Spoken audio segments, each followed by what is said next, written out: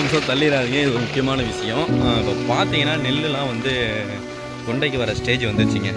கிட்டத்தட்ட 2 மாதம் ஆச்சு. 2 மாதம் ஆகிட்டு 3வது மாதம் தான் அறுக்க முடியும்.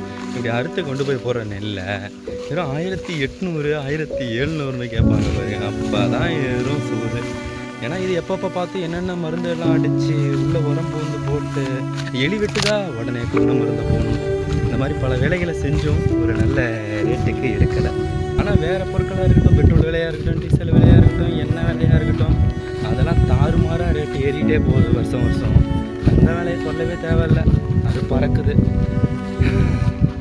தங்கத்தை உருக்கி சாப்பிட்டு வயிறு நொப்ப முடியாது, ஆனால் சாப்பாட்டை பண்ணணும், சாப்பிட்டு தான் வாழ முடியும். ஆனால் நம்ம திராவிட முன்னேற்ற கழகம் வந்துக்கிட்டு திராவிட மாடல்னாவே எப்படி சும்மா போடணும், மக்களுக்கெல்லாம் பிச்சை போடணும் இல்லை.